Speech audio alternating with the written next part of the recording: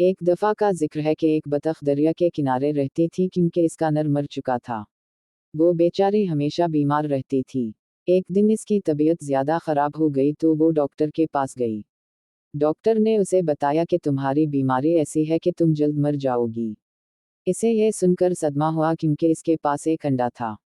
इसे डर लगा कि अगर मैं मर गई तो इस अंडे का क्या होगा जिसके खोल से जल्द ही बच्चा निकलने वाला था और फिर इस बच्चे को कौन संभालेगा।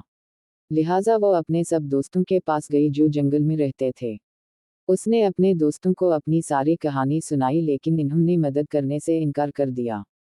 बेचारी बतख ने उनकी काफ़ी मन्नतें की कि खुदा के लिए तुम लोग मरने के बाद मेरे बच्चे को अपना साया देना, लेकिन किसी ने उसकी बात ना मानी। बेचारी बतख भी किया करती।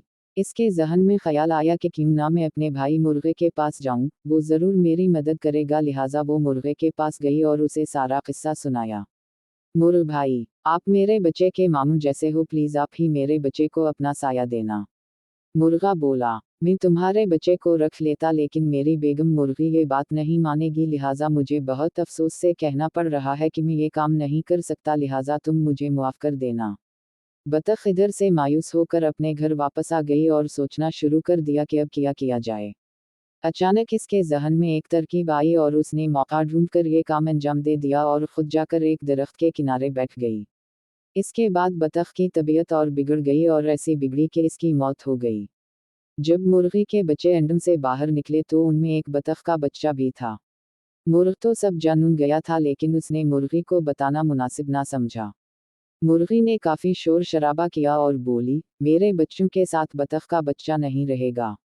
मुर्ग ने उसे काफी समझाया लेकिन मुर्गी ने उसका कहना नहीं माना। मुर्गी ने अपने बच्चों को मना कर दिया कि बतख के बच्चे से किसी को बात नहीं करनी है।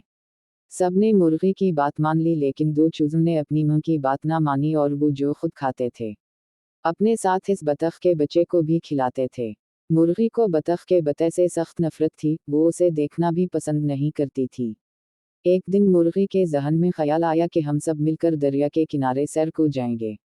हम सब वापस आ जाएंगे और बतख के बच्चे को वहीं छोड़ आएंगे। इस तरह से जान छूट जाएगी। वो लोग सैर को निकले। वहां पहुंचते ही एक चूजा दरिया के किनारे चला गया और डूबने लगा। यह देखकर मुर्गी जोर जोर से चीखने चलाने लगी क्योंकि बतख के बच्चे को तैरना आता था, लिहाजा इसने फौरन दरिया में तैरना शुरू कर दिया और इस चूजे को निकालकर बाहर ले आया। मुर्गी ने जब यह देखा तो उसे अपने के पर काफी शर्मिंदा हुई और उसने बतख के बच्चे से माफी मांगकर उसे अपना बेटा बना लिया। इस तरह वो सब हंसी खुशी रहने लगे। देखा बच्चों, कैसे बतख के बच्चे ने मुर्गी को बचाया और कैसे इसका भला हुआ। उसी लिए तो कहते हैं कि कर भला तो हो भला।